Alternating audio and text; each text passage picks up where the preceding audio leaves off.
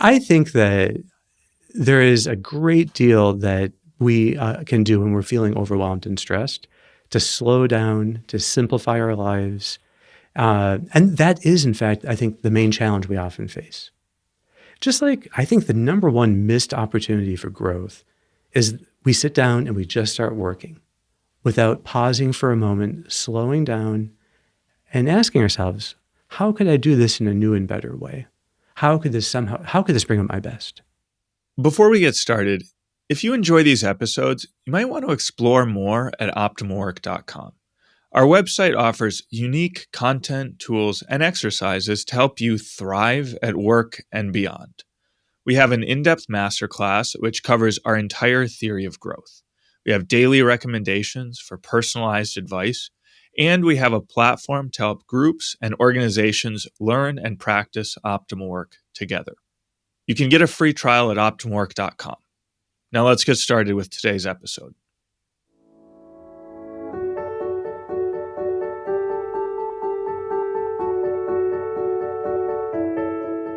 Hey, this is Sharif, joined by Dr. Kevin Majors. Kevin, good to be here with you again. Hey, Sharif, great to be back. Kevin, so there's this very popular book now called The Power of Agency, which a lot of people are talking about, and I think actually some people in our circles have mentioned it to us. And so I thought it would be great for us to do an episode on this book, The Power of Agency, and contrast it with our own approach. What do you think? Sounds great. So the book is based around 7 core principles that will help a person develop agency. So I thought probably it's good to just start with agency. I think it's a pretty intuitive concept, and then go through those 7 principles and see how they relate to our way of thinking. So first, I guess, is agency a common term in psychology? Is it something that everyone kind of knows and there's a stock definition for it, or is this their development? Yeah, I think this is the author's word. So the two authors actually were at one time both at Harvard Medical School as instructors or lecturers there. And they both, so it's Paul Napper and Anthony Rao, the two of them wrote this book.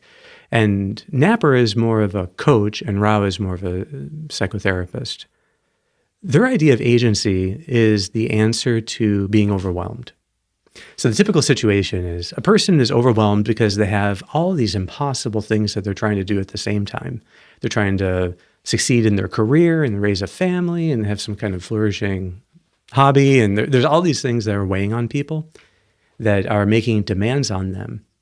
So agency is how you construct your response to life so that you, in a sense, take charge of your response.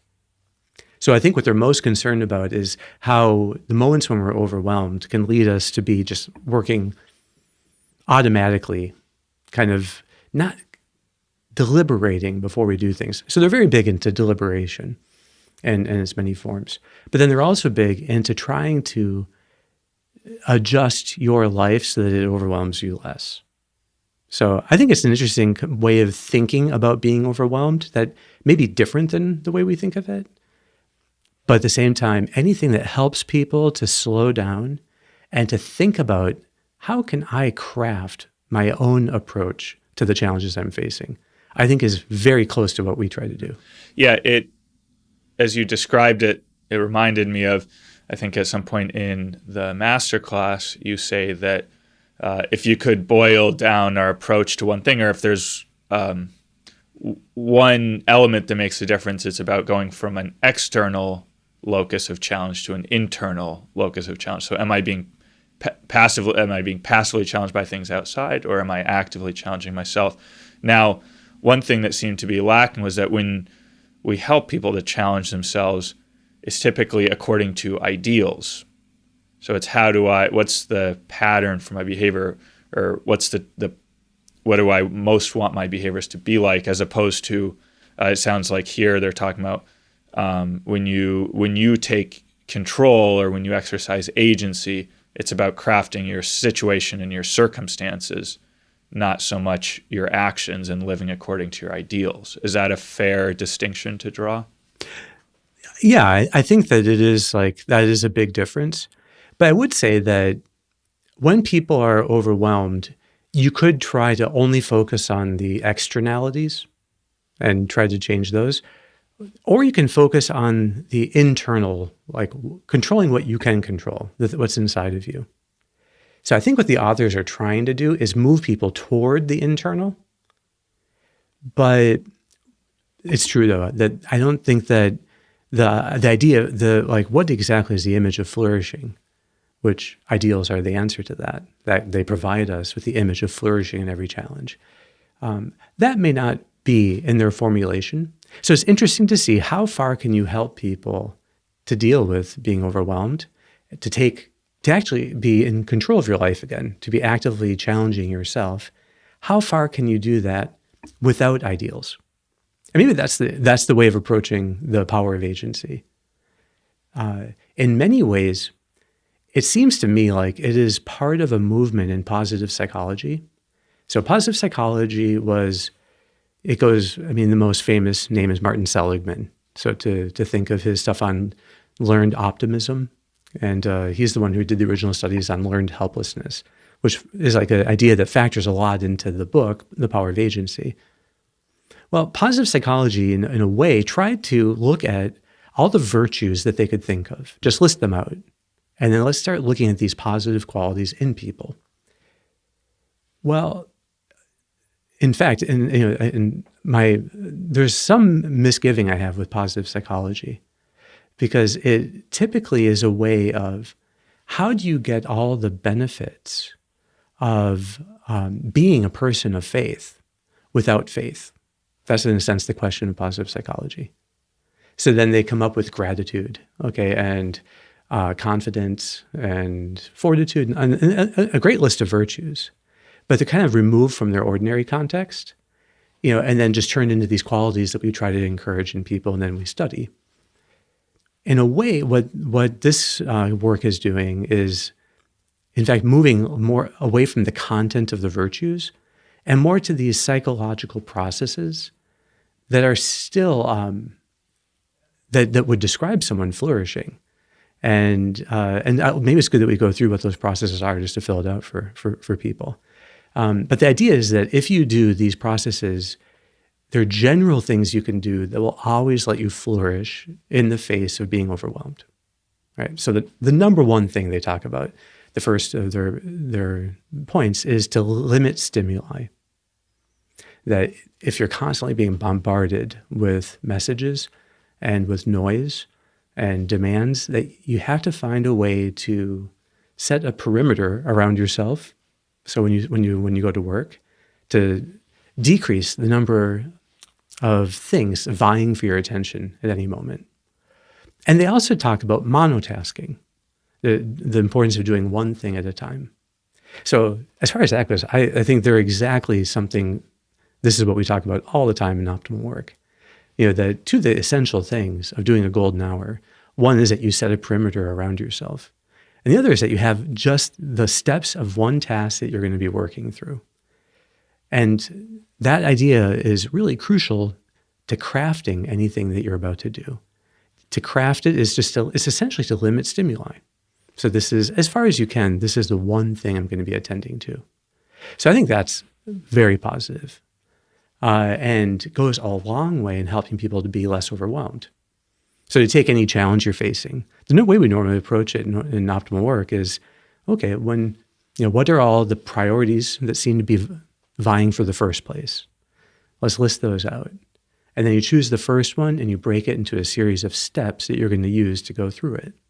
Well, in a way, that's limiting stimuli. So there are fewer things vying for you. You put the first thing first, and now you work through it step by step. So I think as far as that goes, there's a lot of overlap between what they talk about in the book and then what we talk about. So we can go through the other steps as well. I don't know if you have any questions on that before we do. Before we continue, a brief message.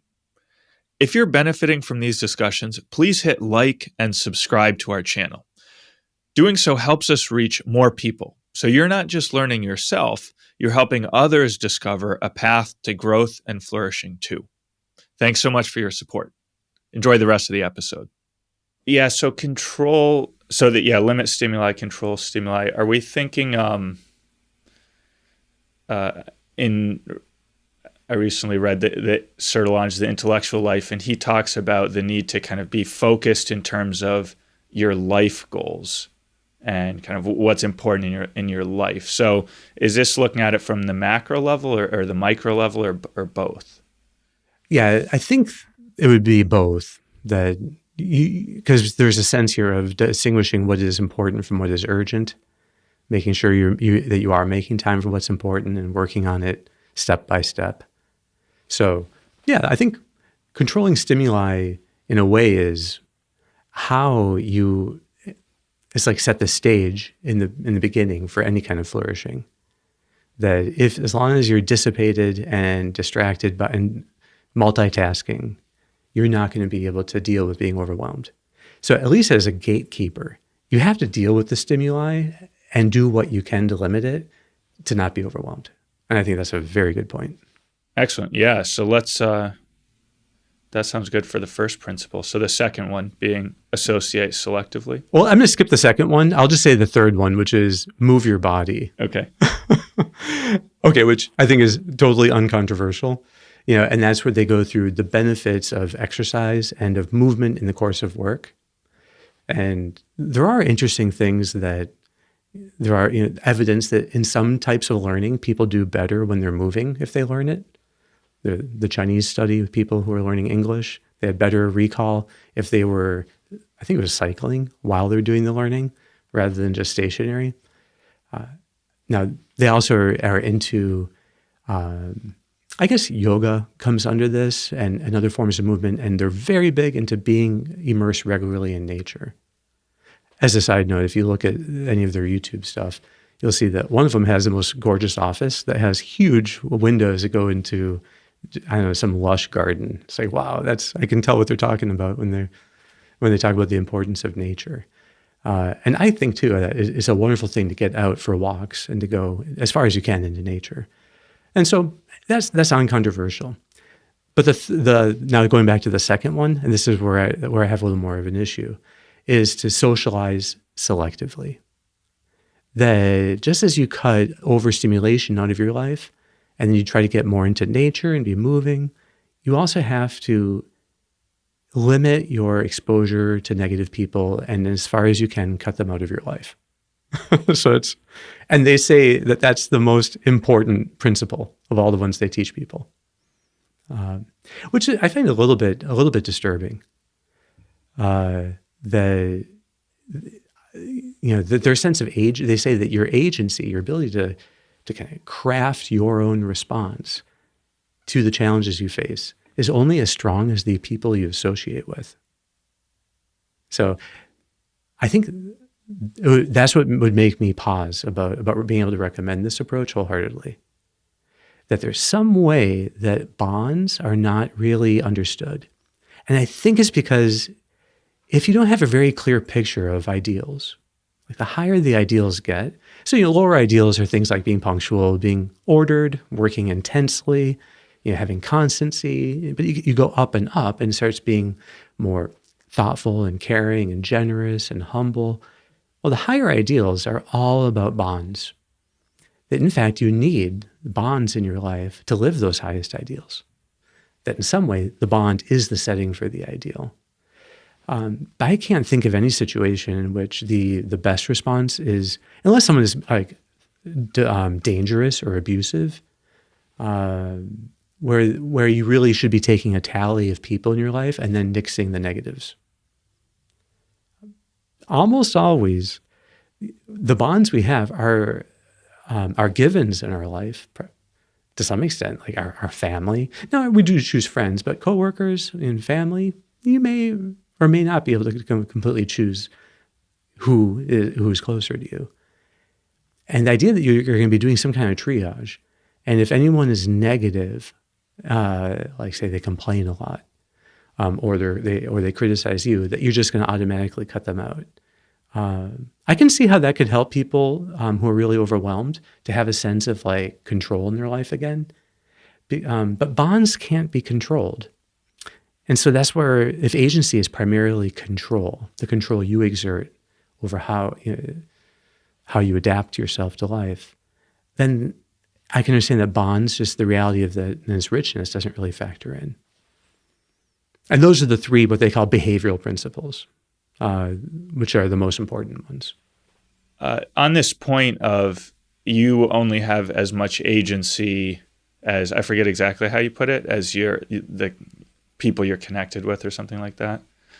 Yeah, insofar as they're not negative. Okay, I mean, but isn't the whole point that agency is supposed to be something interior? So isn't there a little bit of a contradiction there? Exactly. So I think what they're trying to do is they have a lens. So agency might be another word for control.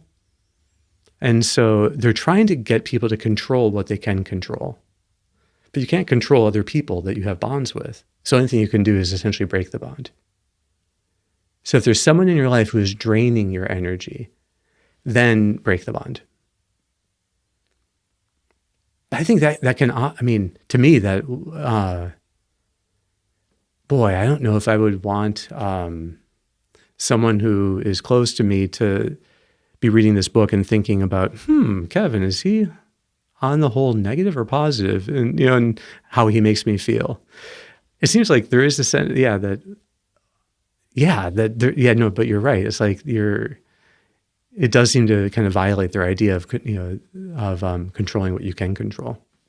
Yeah. So we want to have this sense that like we're helping people, and if there's someone who's maybe not like lacking in some way, that we're not being harsh and judgmental and just cutting them out, but one of our the key things we want to help people with is helping other people to grow, and so it's about having that like kind of unconditional commitment to the bond, generally speaking. As you pointed out, there are going to be exceptions to especially that. Because all the other principles that they have, which they call the cognitive principles, they come down to basically that you need to question your beliefs. And, but then what about your beliefs about other people? Shouldn't you be open to other people and curious? So I'll mention briefly, and I'm sorry, I feel like I'm jumping here, but just to give the 4 other principles. The number 4 is to keep learning. So that you just keep into a learning mindset. 5 is to be grounded. I guess that in large part means being mindful, of your emotions and beliefs. And then the next one is to check your intuition, which is to like consult it, but also to keep it in check. So you don't believe everything that it tells you. And then the 7th one is to deliberate and then act.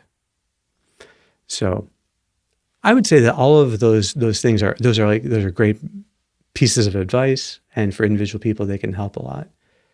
But applying that, it means that you want to be staying open and curious and engaged with the challenges that you face. And they talk about those qualities. I think it'd be important to apply those to the people in your life too, to stay open, to stay curious, to stay engaged, rather than thinking that somehow you've summed up these people, and then you pass judgment on whether they continue or not. They talk about this one couple that they worked with that had these, I guess, family members that they would visit from time to time, and they just found unbearable. And so they decided that when they were visiting these family members, they would pretend that these family members are characters in a Woody Allen movie. And no matter what they're saying or doing, these two people would just keep talking to each other. But I just saw problems with that, though. It seems to be like a fixed belief about other people, like as if other people are unable to change. And I think that in general, I'm very optimistic that people are generally trying to have bonds, and people want meaningful relationships with others, and that these bonds can bring out our best. So I tend to think that if a bond isn't bringing out our best, well, it's probably not going to bring out the other person's best. But the thing what we can do is ensure that it brings out our best. And then it'd be more likely to bring out the other person's best. Yeah. Now, obviously it is important, especially, I'm not sure how much their work is kind of geared to a professional context, but think about it from a professional perspective. It is important to, kind of carefully, I don't know if select is the right word, but who you form these relationships with, people who are going to mentor you and help you to grow professionally. And then I think that applies to a large extent in life as well. So there is a sense that you want to, even if you're not maybe breaking the bonds with people that you deem, I don't know, unworthy or something like that, but you would agree that you want to be cultivating relationships with people who are very good influences on you and can really help you to grow and so forth. Absolutely. Right? And they do say that one supportive relationship is enough, which is also encouraging. So they're not asking people to only have one relationship in life. So I think that, in fact, these authors are very balanced people. And the kind of advice they would tend to give is very balanced. But I do think that it just may be that because there's no focus on, from the inside, how does it look if you stretch yourself to live a particular ideal? I think that is the key question. Like, can you think in this moment, whatever challenge you're facing, how within that challenge there's a kind of call to live an ideal? Is there some way that that this challenge can bring out your best and call forth some kind of beautiful reaction? Aristotle's idea of the koan does mean beautiful. And it's the call to your mind before you do something. What is the most beautiful way of acting in this? So I think that there are suggestions of that kind of idea when you're thinking about how do you marshal your resources to best engage life.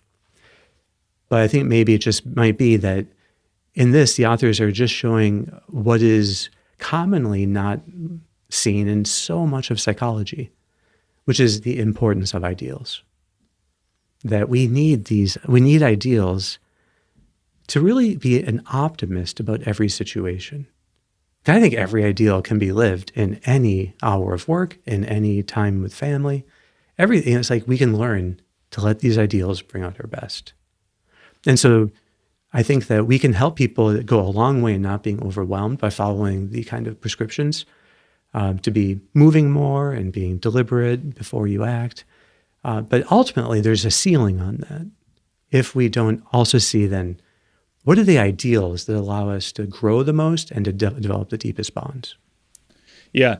And I guess maybe just to fill out that picture, Kevin, one of the ways that I think about optimal work is, actually, this mission statement which came from you, helping people to challenge themselves in each hour of work according to their highest ideals.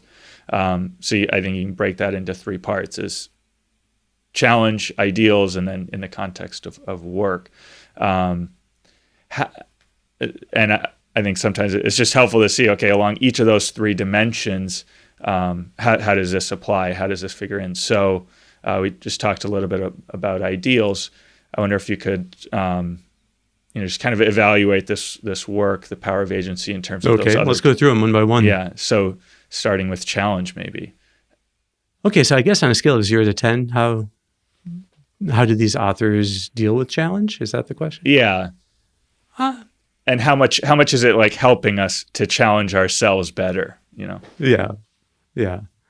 I think that there is a great deal that we can do when we're feeling overwhelmed and stressed to slow down, to simplify our lives. And that is, in fact, I think the main challenge we often face. Just like I think the number one missed opportunity for growth is we sit down and we just start working without pausing for a moment, slowing down and asking ourselves, how could I do this in a new and better way? How could this bring out my best? So I think if people can learn to, and these authors are suggesting that you habitually learn to slow down and pause before you do things, to then think about the resources you want to bring to it. They might use slightly different words, but I think that they're on target when it comes to challenge and the importance of actively challenging yourself. Now, that's one thing that we don't see in them so clearly, and that's where I'll dock them a few points. I think of being overwhelmed as when, instead of actively challenging yourself in life, somehow the balance has shifted to now you are more being challenged passively by life. And then when people are overwhelmed is when they respond to that by thinking that there's too much challenge in their life, and then they challenge themselves even less and try to avoid. And that makes all of the challenges more and more external to them. So they end up being even more than where all the challenges are coming from outside of them. Well, I think what's most important then is to help people find small ways to actively challenge themselves again. And just bringing back the sense of active challenge can flip around feeling overwhelmed to where now people feel like, okay, now I'm back getting traction and making meaningful progress. So I think that there are elements of that here, but it could be drawn out a little more. Now, the second one, I guess, is ideals. And there I would have to say, maybe being deliberate and curious are certain ideals that they're speaking towards, but it would be that would want to be on the lower side, if, let's say a 3 out of 10. And then the last one is being in work. How do they help us at work? Yeah. Well, again, if you can actually get people to slow down and do the context of the book is heavy with examples from work. And it's clear that they have worked with a lot of people over the years to try to be testing out these theories, and that their message really resonates with people in business. I would have to give them a 9 for that. I think they're very good at showing you how your workday can change if you bring these principles into it. Mm-hmm. Okay, so overall, it's a pretty good rating, and we're seeing that. I think the main thing that that could be added is the focus on ideals, which I think makes sense given your comment before on, their notion of bonds, and because ideals are all leading up to bonds, and that exactly. Yeah, and I think that I think that they have done a fantastic job trying to focus on things people can control as much as possible, which makes sense if you're talking about developing a sense of agency. They tried to be as research-based. I didn't mention, but they have an enormous wealth in their resources in their bibliography. So if you want to see, what are this book is from 19? So I think it's 4 years old now. But if you can see the state of the science too behind all these things. They have very good case examples, although I would say that the first example in the book on Leslie and Paul being overwhelmed left me feeling totally overwhelmed. These poor people, all the things that they're trying to juggle. And it happens a few times. They have these very vivid case examples that I think really resonate with people who read it. So in so many ways, I appreciate what they've done and how they put this out there to help people find ways of challenging themselves in work. And so I think for that, I'm very grateful for their work. Wonderful, Kevin. Well, thank you very much for that insightful review. All right, Sharif, thank you for the questions. All right, we'll be back next week. Thanks for tuning in to today's episode. If you enjoyed our conversation and you're looking for more in-depth guidance, check out OptimalWork.com, our platform of content, tools, and exercises that will help you thrive at work and beyond. See you next week.